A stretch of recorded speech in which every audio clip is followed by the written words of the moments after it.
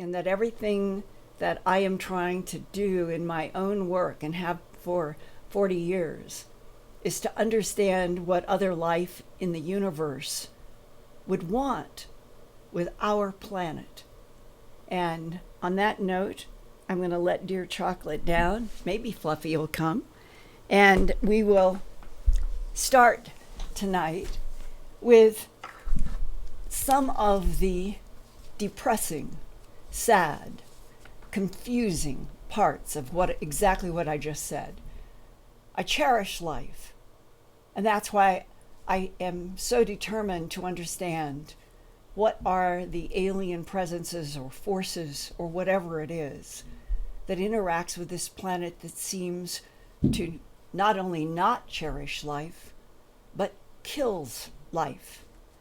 And this week, I'm learning that there have been several new half-cat mutilations in New Orleans and the surrounding region of Louisiana. And further, I have learned that since November of 2017, 5 months ago, more than 300 cattle from various ranches in the San Luis Valley of Colorado have disappeared. I remember that there were disappearances of cattle when I was investigating so hard in the 1979 through the 80s, all of the animal mutilation cases, hundreds and hundreds and hundreds, that I was exposed to in producing A Strange Harvest for the CBS station in Denver. So missing cattle has always been a part of this strange phenomena. Now, the local, what's called Saguache Today newspaper, reported on January 22nd, not too long ago, that, quote, last November, the largest herd of 46 cattle were reported to have vanished from the Double X Cattle Company in one night as they were out pastured for the summer in a place called Cumbers Forest Allotment. So they were in high ground. I have talked with the Colorado Brand Commissioner, and he confirmed for me this week that those 46 cattle did disappear overnight and said this is an extraordinary event. They can have a report of a missing animal, usually, maybe two, but 46 all at once. The San Luis Valley, where all of this has been taking place, both now and far in the past, for those of you who have learned and heard and read my work about what happened in the San Luis Valley back in the 1960s. So we're in the same place, 1960s, now 2017, 2018. The San Luis Valley stretches 50 miles, sort of from Del Norte. Some people say Del Norte, but the residents call it Del Norte on the far west, to the Grand Sand Dunes National Park on the far east, and that's where Mount Blanca is, that the Indians, for years, many of the Indians said that there were star people who came into and out of Mount Blanca. So many people have seen lights come in and out of that big mountain at the far eastern end of the San Luis Valley. Now, it's been decades of reports. They've made newspapers, they've made the local media of strange lights and unidentified craft. People have seen discs, people have seen little, what they said were airplanes that evaporated into clouds, reports of little jets zooming around that nobody could recognize as anything terrestrial all over the San Luis Valley. And missing animals and mutilated animals. The most famous mutilation case that went worldwide in headlines was the unusual death of a female horse named Lady in September of 1967. The headlines around the world wrongly said it was a male called Snippy. That was another horse on Burl and Nellie Lewis's ranch in Alamosa. So they had a horse named Snippy, but it was Lady, the female, that was found dead and stripped of flesh from the neck up Nothing. Bone, skeleton, coming out of the body of the horse that otherwise looked so fresh that people said it looked like it should get up. I've seen this many times myself. All of the major internal chest organs had been removed and there was no blood. I talked with a hematologist, pathologist, John Altschuler. He was the mystery doctor who showed up at Snippy back in 1967. They called it Snippy, it was Lady. And then I ended up in the ironies of history and cycles, working with that same Dr. John Altschuler in Denver, who helped me with about 5 to 7 years of investigations of all kinds of animal mutilations, from half cats to large animals. He had a great lab in Denver, and we did a lot of work. And unfortunately, he was hit while he was riding a bicycle, and it ended up breaking a bone in his foot that didn't heal. And eventually, he went into the hospital for what was supposed to be just minor surgery, and sepsis took his body too early. He was a great loss, a great friend, a brilliant mind. And he said to me, in these animal mutilations, Linda, the pathology and what I'm looking at under the microscope alone convinces me we don't have technology that can do this. We are dealing with something that is outside of human medicine. He said that to me. So he was the one who was at the horse lady in the San Luis desert and told me all those many years later, from 67 to the end of the 80s, when I first met and started working with him.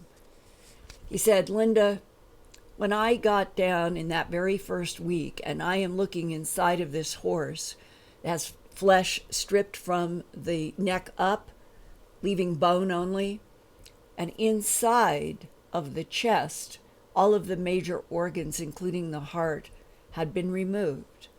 And he said it was totally dry.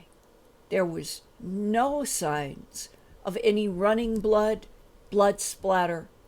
He said it really, really scared him because it was so eerie. It was so unnatural to him as a doctor. But the other part of this that I learned from Burl Lewis, who owned the horse with his wife, Nellie, they got to the scene because they had been looking for, where is their horse? The horse had always been at the ranch every night at the same time for food and water. That's why they went looking. And when they found this mutilated horse that made headlines around the world in September of 1967, Burl told me that there were no tracks of any kind on the sand ground around this horse, including none of the horse's own hoofs. But 100 feet southeast of where she laid in the desert sand, there were her last hoof prints. And Burl told me, quote, it looked like she jumped around in a circle, but there were no other tracks of any kind between those frenzied hoof marks and her dead body. He wondered, did something lift her body? Maybe a beam that people had been talking about at the time, because there were so many UFOs seen, so many strange things seen in the San Luis Valley in 67. He said maybe something beamed her up, did something to her, and then put her down 100 feet away from the last hoof marks where she was found stripped of flesh. That summer of 1967, there were people reporting that they could see very strange objects in the sky that moved at terrific speeds, various shapes, at very low altitudes. One of the common reported altitudes above people who were eyewitnesses was 75 feet or less above that very same ground where the horse lady was found mutilated. Now, next week, I'll be reporting in depth at Earth Files and Coast to Coast AM about the current missing cattle in Colorado and northern New Mexico, as well as the new Half Cats in New Orleans. And then, upcoming on the first weekend of May, 4 to 6, not very long from now, I'll be joining the world's preeminent investigator of missing people, David Paulides. He's an author of the excellent 411 series of books about missing children and adults who have gone missing each year that he's been investigating, especially from national parks and other rural areas. But there have been people who have disappeared right out of a crowded bar or right out of the middle of a noisy town, leaving the residue of how can people just disappear when they're with other people from a park, from a town, from a store. How does it happen? And this is what David has been devoting his many important investigations to for a long time. He is also very interested in the whole Sasquatch Bigfoot phenomena and has an excellent book that was released in 2009. It's entitled Tribal Bigfoot, filled with photographs and sketches, excellent sketches by the famous artist, forensic artist, Harvey Pratt, and he's looking through the eyes and minds of eyewitnesses who have encountered various kinds of Sasquatch Bigfoot. And all of the illustrations in this book would help you understand that we're dealing with something that is definitely in the real environment around us. But what is it? And what is the link to UFOs, ETs, and animal mutilations? Because that link has always been there. Well, we're all going to get together. There's going to be about 10 speakers with David, me, and others. And it's David Paulides has organized this 2018 Mile High Mystery Conference at the Sally Bush Community Building in Green Mountain Falls, Colorado, south of Denver, not far from Manitou Springs, which has all those great natural mineral springs. Speakers will begin on Friday evening, May 4th, starting about 6 o'clock to 9:45 p.m., followed by more presentations all day Saturday, May 4th, from morning till evening, and Sunday, 10 a.m. to 1:30 p.m. And I'll be speaking about my own investigations of Sasquatch, UFOs, and animal mutilations. So I hope a lot of you here in my Earth Files YouTube channel audience will come join for what has to be a really fun weekend with night watches at night in the May 4th to 6th dates.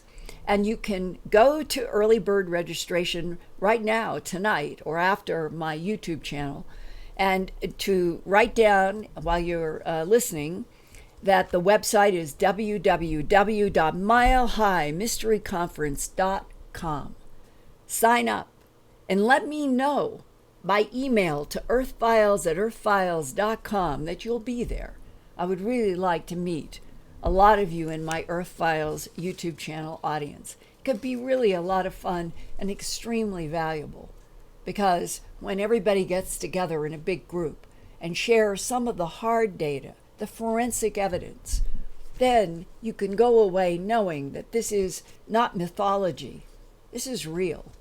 And we all need help. We need help hearing from people in a lot of places in the United States and around the world that helps people like David and me then try to follow up with law enforcement or forensic people, veterinarians, whatever the case of the phenomena, and to investigate. So you become like a help to me, to David, to those of us who are trying to investigate and find the pressure of facts, to report facts to all of you. And the more we can get into dialogues of real facts and what is actually happening in this planet, to separate it from all of the confusion that everybody is going through now because of what has happened on Facebook and the Soviets and the lies and the web being misused and abused. There are some of us who really, really care about whether we can find facts, report truth, because I, like you, I would really like to understand everything about what government agents say to me is an alien presence on this planet, has been here for thousands, millions of years, and we're always being hidden from it, or bordered from it, or prohibited from knowing.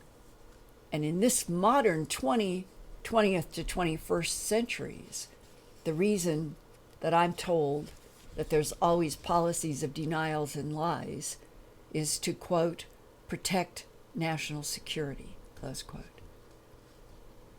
I've never thought of it as the protection of national security. I've always thought of it as depriving us, Americans, in a government that is supposed to be of, by, and for the people, depriving us from valuable information that if we knew everything, we might be stronger. We might be more united as a nation if we knew the truth. Now, something that I have learned that might fall into the category of a potential small risk, but a potential risk. And that is, it's at the top headline at earthfiles.com right now. China's space lab will fall around Easter Sunday, and it could hit in the Midwest of the United States.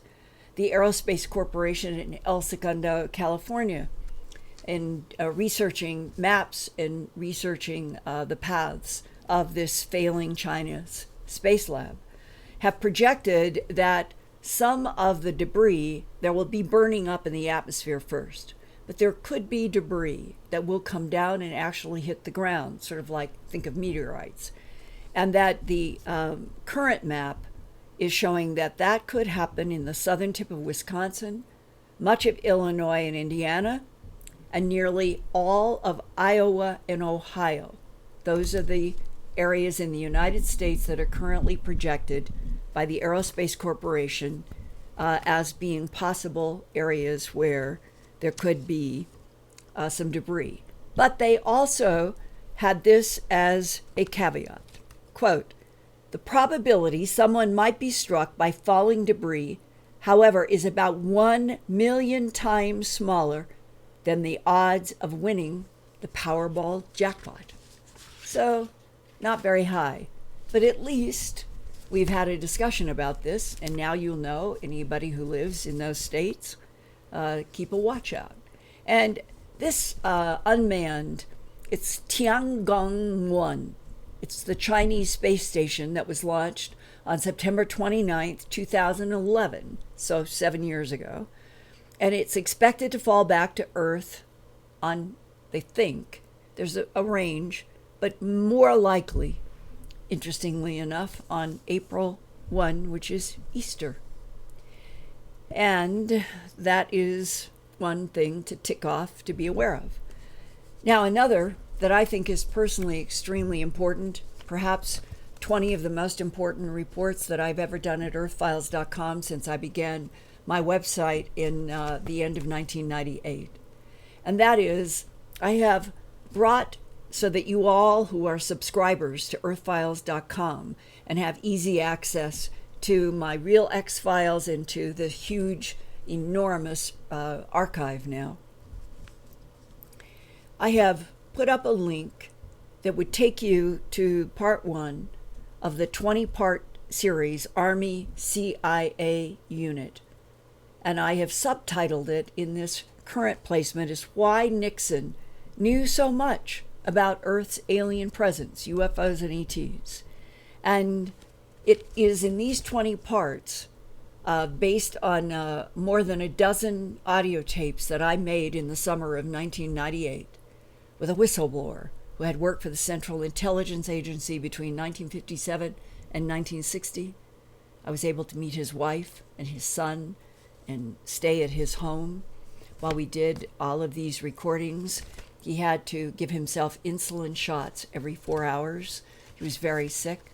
He really did. And his wife told me they expected that he was going to pass, probably that year or the next year.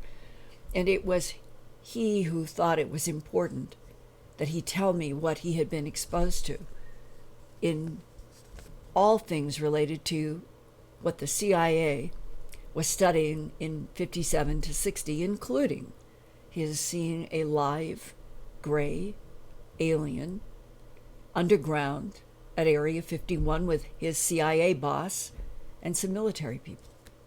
And all of that led up to his CIA boss and this man that I call Cooper Stein, at his request. They did briefings for President Eisenhower, who had his vice president when Eisenhower was president, was Richard M. Nixon. And that Cooper Stein and his boss from the CIA, Langley in Virginia, gave personal briefings to President Eisenhower, Vice President Nixon, and then when Nixon became president, he had all of this classification and documents and all this knowledge from what you are exposed to in this 20-part series that I've done at Earth Files, from the transcripts of all my recordings. It's always been sad to me that he wanted me to come back to his home in Florida at the time. Said, I would like to talk with you on videotape. And that after I pass, he said, we'll sign with a lawyer. We'll do an agreement that you'll be able to edit and broadcast after I die. And I'd already contacted a lawyer. I contracted a video crew that was going to go with me 2 weeks after I had been down there with the audio tape. And here's what happened, so that all of you will understand how difficult investigative reporting and all of this is. You get up right up. You've got somebody, they're willing to have you come back. In this case, a posthumous documentary that I would be able to produce from this incredible work and documents that he showed me and gave me. And I left his home, and I was gone for about 4 days on another part of the trip. And when I returned to my home office in Philadelphia, one of the voicemails, the last voicemails that I heard first, it was him. Linda, I'm so sorry. You can't come back with a video crew. After you left, my wife and I went to the supermarket. And we came out of the store, 2 men in black suits, black ties, white shirts, were like this up against the driver's side of our car. So I told my wife to hold back, and I walked up to those 2 men, and they never moved from their position of dominance, leaning their backs against the driver's side of the car that I was planning to enter. And they said, we know that you have been talking with Linda Moulton Howe, and we are here to tell you that you are never to talk with her again if you want to see your son marry and have children. And then 2 days later, at an appointment at his diabetes doctor's office, as he came through the downstairs door to go upstairs to the doctor's office, they were there again in front of the diabetes doctor's office door. And they said to him again, we're here to remind you that we expect you to be a patriotic military person as you have lived your life. And we are here to tell you again, you are never to talk with Linda Moulton Howe again. The voicemail, when I got back, was his telling me that. And his saying, I am so sorry. I really would like the world to understand the truth. That there are other beings, whether they're time travelers, whether they are coming from other dimensions, they're coming from other galaxies in the universe, whatever the real source, they are real. And that they have been sharing all kinds of advanced technologies for back engineering. And that he wanted people to understand that they related also to World War II. And he is the one who said to me, World War II was an extraterrestrial war fought through human bodies. So I hope a lot of you who are really, really interested in the details of what is behind a lot of the government's policies of denial and lies, and what they're covering up in the interest of national security and preventing an investigative reporter like myself from honestly doing honest work with a man who wanted everything documented on video for television. It didn't happen because of what the intimidation was at that time in 1998. So I hope a lot of you will go and really read into all of the depth and look at all the documents and the photographs and everything that's in those 20-part series with Cooper Stein. Now, jumping to today, I posted on March 19th a fascinating email that has been eliciting other emails in which people are reinforcing this email, and I wanted to share it as the end of my Earth Files YouTube channel tonight before we take questions, because I feel that it is one of those very valuable emails, and there are a lot of you out there that are paying attention to your environment. You know that things are changing in what is now politically correct only to say as global climate change, when in all directions we know that we're on a planet that is heating up. And the consequences are like this email that I received from a man in Rogue Valley, Oregon. Now, Rogue Valley, just so you'll understand, it's 11 miles north of Medford, Oregon, and this man has lived there for 30 years. He's extremely aware of what happens in the environment. And he raises the question in his email that the changes are so dramatic that he wonders if a huge seismic event could be pending. Here now, from Rogue Valley, Oregon, is this email from an Earth Files viewer. Quote, I live on 20 acres on the tip of a mountain that overlooks the entire Rogue Valley. I live among a vast array of wildlife, and I pay particular attention to the bird population. Normally, the vultures arrive back in the Rogue Valley around the first week in March, but this year, the vultures started returning the first week in February in small numbers. But it is still significant because I've never seen that before in the 30 years that I've lived here. My hummingbirds are legion normally, and I feed them with up to 4 large feeders. The Anna hummingbirds stay all through the winter, while their small brethren return from the south and arrive about the same time as the vultures usually. Not only have the smaller hummingbirds not even returned yet, but all of a sudden my huge population of Anna hummingbirds have vanished completely, and I haven't had to fill a single feeder in at least a full week. What has really gotten my attention is the fact that the swallows have not yet returned where I live, and that more than any other barometer tells me something is very, very wrong. The swallows here where he lives, they've always returned the first week of March, but this is March 18th, and he means as he writes this email to me, and they are nowhere to be seen. This winter has been relatively mild with very low precipitation.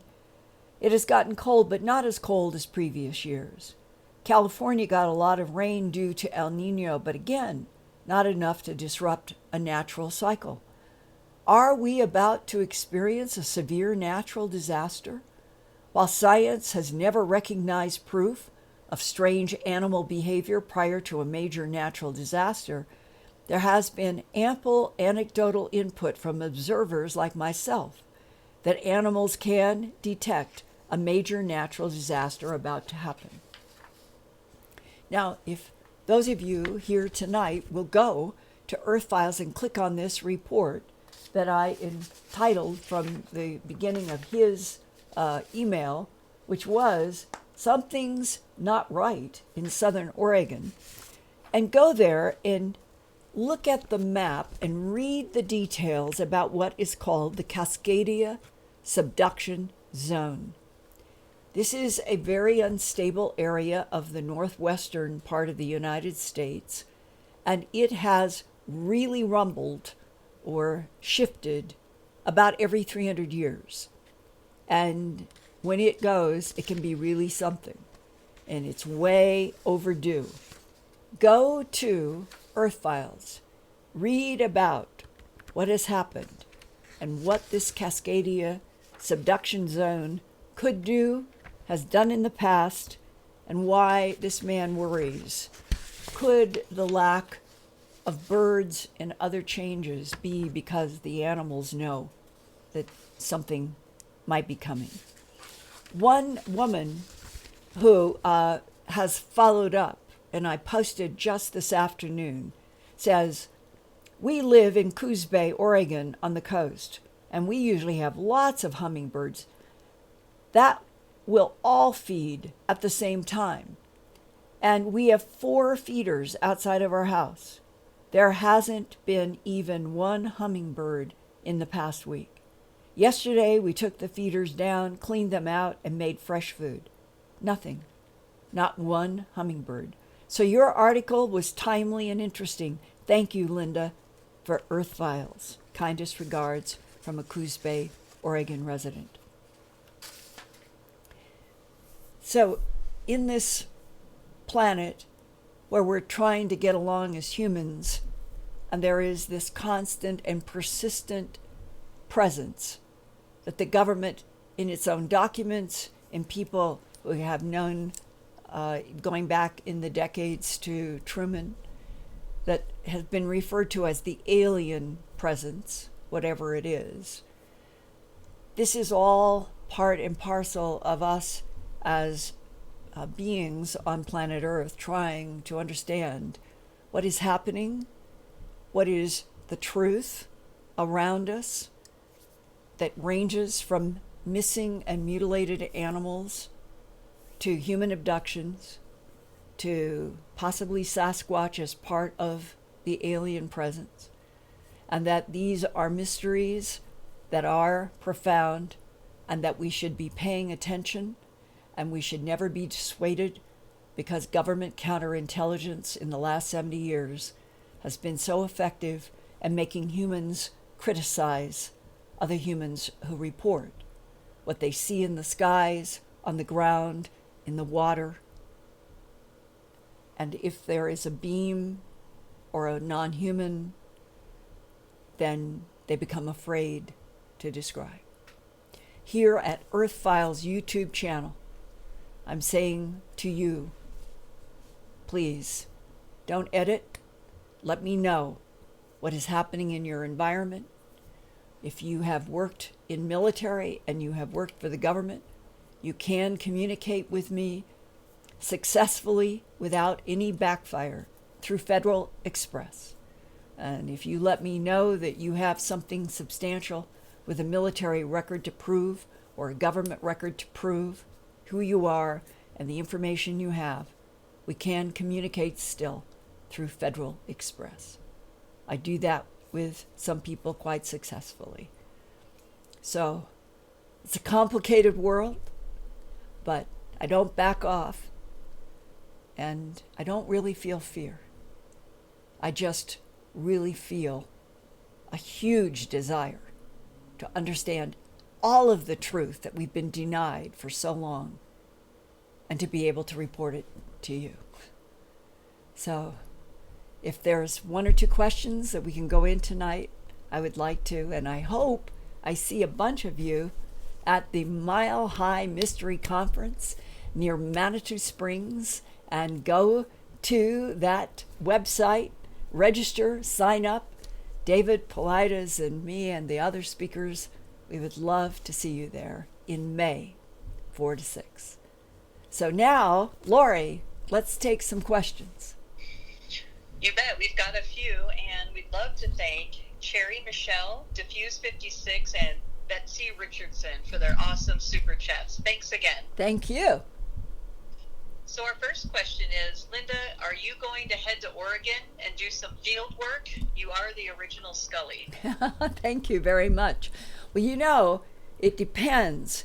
We're in a time where magnetic fields are going down. There is concern about whether we're going to have a Maunder minimum as we go through solar cycle 24, 25, 26. And even though that will take place over the next decade to two, all of us, it's a good question, because what could be happening in Oregon? It might be related to seismic events there. It might be relating to a magnetic anomaly that we don't know about.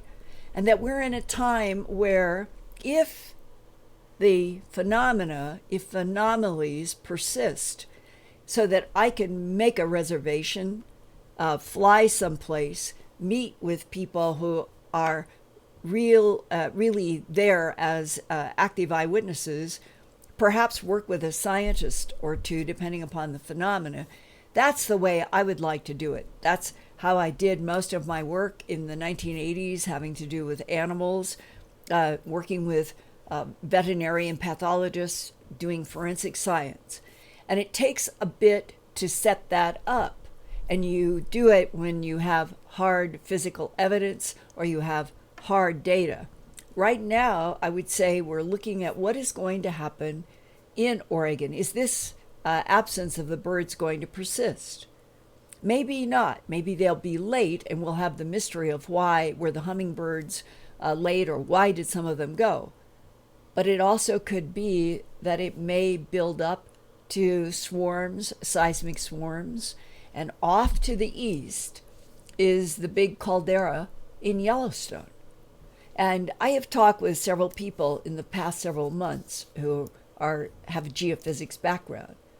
And they say that the constant and persistent swarms may actually, if they keep on going through the year, they might indicate that even Yellowstone could be moving up to doing something seismically. So these are unknowns, and when you're in these unknowns, it is the kind of thing where I would like to reach out with scientists and meet scientists and go with scientists. So that would be the next step for me to see. And if I can, and if there are scientists who are interested in investigating what is happening in Oregon, if it persists, then I will bring it back here at night and at earthfiles.com. So thank you. Our next question is, I find it odd that from all of the abduction cases, the abductee is breathing the same atmosphere as the ETs on the ship. Wouldn't you think the atmosphere would be different for them? That is a question that has come up so many times since I first started working on A Strange Harvest about the animal mutilations, and would sit with Bud Hopkins, for example, and abductees in his apartment in New York City. We had many, many nights there. I lived in Philadelphia, so going from Philadelphia to New York City was not a big deal. And I can remember being in a living room at Bud Hopkins' place with a lot of abductees and hearing exactly that kind of a question, and that the abductees are not certain themselves.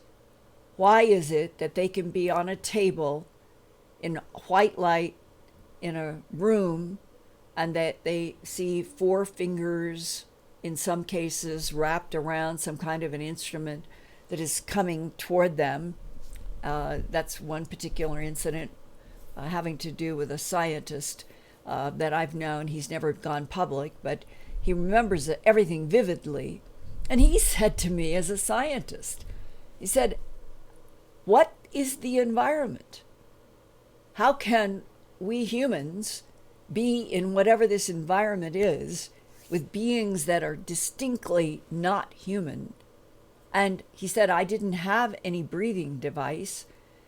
Maybe they have the breathing device on in special rooms where they're taking Homo sapien sapien from Earth, putting them on tables for whatever are the examinations, so that maybe the whole room in the abductions are filled with the correct amount of atmosphere that they know we need to breathe, and they're the ones that are being specially provided with their atmospheres.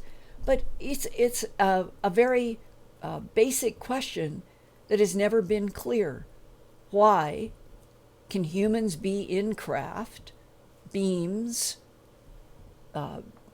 any place, even on another planet? Whitley Strieber is absolutely convinced that he was taken to this desert planet by beings that were interacting with him in Accord, New York.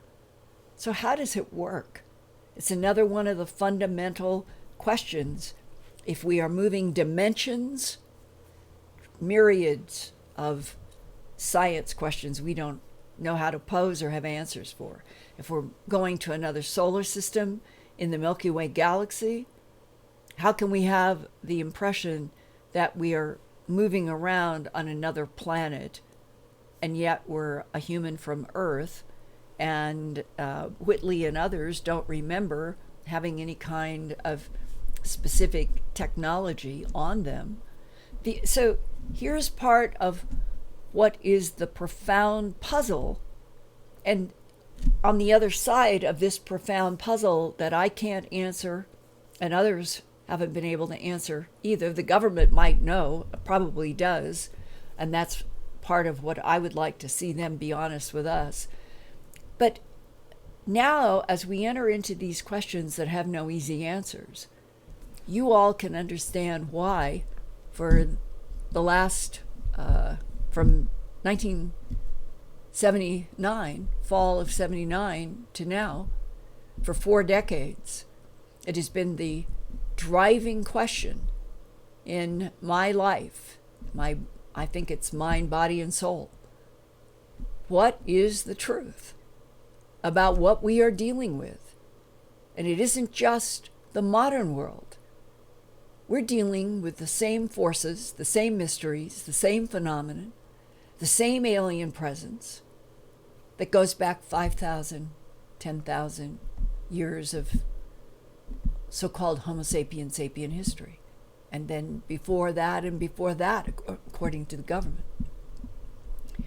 So in many ways, those of us who are trying to understand the answer to a question of how could we be on a craft and not have some kind of atmosphere or something to help us breathe,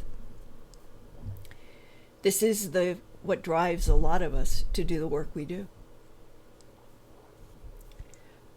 So let's have another question. And I'm getting an air purifier in here on Friday. So hopefully I won't have any more coughing. Before our next question, I would just like to make sure we thank Billy Rumbug for his incredibly generous super chat. Thanks, Billy. Thank you.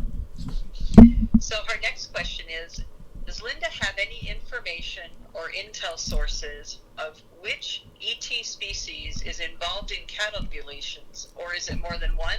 What would be their motivation? Okay, the one that has been seen, I'll take you back. It was the Denver Post. I think it was 1975 or 76. I have it somewhere in files going way back. And this was one of the few broad daylight cowboys made the newspaper. They said that they could see a corral on the ranch. Here's the gate. And that almost as if they didn't need to, because the corral would be wood coming to the gate, and on the other side of the gate and all the way around, it would all look the same to humans, but humans would know there's a gate because humans have to walk on legs and feet on ground, and they can't go through wood. So we would build gates into corrals. If you're an alien species that neutralizes gravity, can walk through walls because you know how to change subatomic matter, that you have beams that can lift things up and put them down. What happened wasn't really necessary, but this is what the cowboys said, and it answers this whole strange issue of who might be involved with mutilations. The cowboys said that they saw two small gray-skinned beings and that they rose up from the ground on the other side of the gate, just like they recognize it as a gate, or that humans recognize it as a gate, or that they were trying to act like, okay, this is what you do. But instead of opening up the gate, the beings went up into the air over the gate, came down into the corral. And what makes this story and why it made the newspapers? The cowboys didn't see these gray beings mutilate an animal. And it's this story doesn't say what exactly happened to the cowboys. Did they get scared and leave? That might be what happened, because it doesn't say in between. But within a very short period of time, inside of the corral, they found a bloodless mutilated animal. So here is one of those strange cases where most of the mutilations around the world have always been out in rural areas or out in pastures or up in mountains or wherever. So this was one where it's almost like these gray beings were kind of acknowledging, we know this is where you put the animals and we need one. So we're going to go over your gate and we're going to go into your corral, and they mutilated an animal. Now, the next question that I have heard the most from law enforcement: why, if we're dealing, as the law enforcement said to me back in the 79-80 period, if we're dealing, the perpetrators are creatures from outer space, why would they ever leave the mutilated bodies to be found? There's a lot of facets that have been kicked around as an answer to that question. But the one thing that I still will remember, and my gut reaction to things have helped guide me throughout my life, so I never forget this. When Sheriff Tex Graves in northern Colorado let me go through 266 of his color Polaroid photos that he had personally taken as sheriff of Logan County. And the dates ranged from about 1971 up through somewhere like 76. And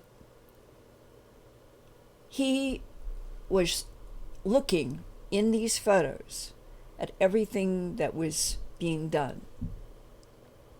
And I had laid them out on a floor with his permission, so I could look at all 266 in one big, huge canvas on the floor. I like to do that. I like to look at things from like above, and then I see things. And I said to him, I said, Sheriff, there are some of the cases here, the steer that its head apparently dug an 8-inch hole while the rest of its body was paralyzed. I said, there's something about looking at these that whatever's doing it is flaunting their ability.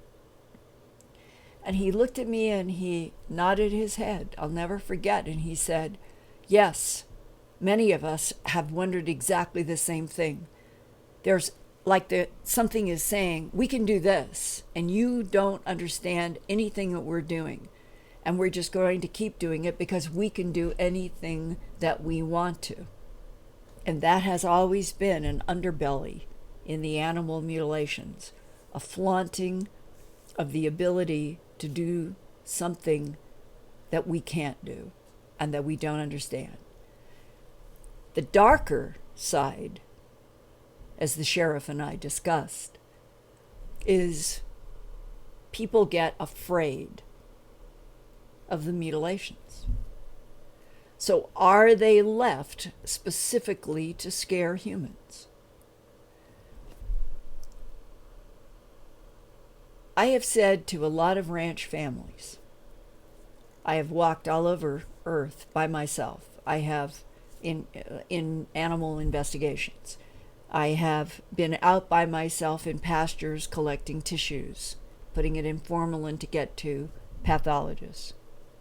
I've looked up at the sky, thinking how vulnerable, how easy it would be to take me out or anybody who is out by themselves, but I'm still here. And I think over time, I began to feel that there isn't an intent to hurt people. And that I've said to ranchers, I don't know of a single case where a ranch family that I know in southern Colorado, they had 12 mutilations in 12 months. Nothing happened to their family. It is as if a distinction is being made. And so the most positive reason that I have ever been able to come up with about why the animal carcasses would be brought back, usually to the pasture where they were taken, not always, but often. It's almost as if to say, we're here. This is what we need to do. You kill cattle every day on your planet for food. We need genetic material for what we do, and we're leaving our calling card so you'll understand we're here. That may or may not be accurate, but I really do not think that any of us should be trying to read and understand, and in my case, go out and investigate to try to understand what we're dealing with and do it in fear. Fear is disabling. And I never go there first. It's not my choice anyway.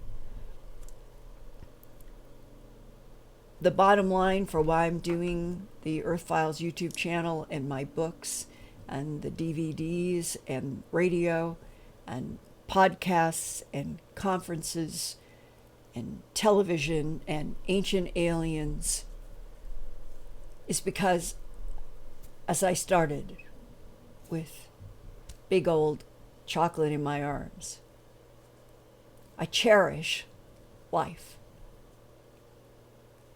There's something so wrong about being on a planet where 1% for hundreds, thousands of years have said they are the ones that are going to determine what the other 99% know, and that 99% is going to be left in the dark always about other intelligences for reasons that are not known. And today, in the so-called modern world, we are being kept on a concocted planet, kept away, prohibited from knowing truths.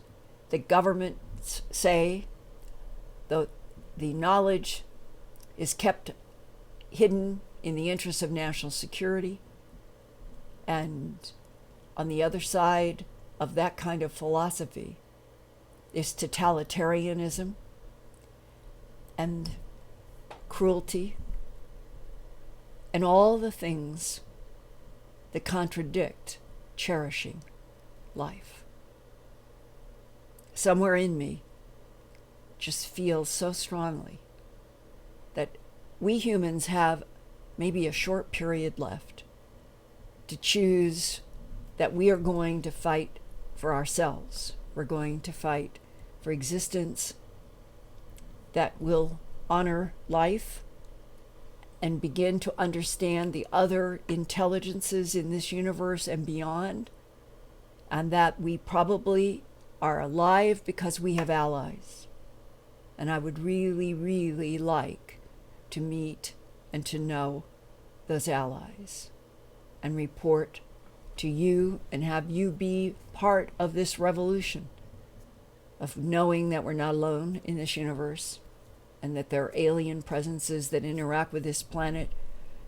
But the big step would be that we don't have to be afraid if we're allies with our own government in learning about what the intelligences are and exactly what they want from our planet and from us, and let us as live creatures decide, maybe if we knew all of the truth, that we would be happy to know the allies. So let's hope in 2018 that that's going to be the next step on this very strange, bumpy, difficult, choppy road that we're on. That we're finally, maybe it's going to be the non-humans who do something. Or maybe the government is finally going to say, time is short and we've got to let the world know the truth. That's what I hope for. I hope you do too. And I look forward to your feedback in emails and to seeing you again on the next Earth Files YouTube channel. Who knows what will have happened between now and even next week. Thanks.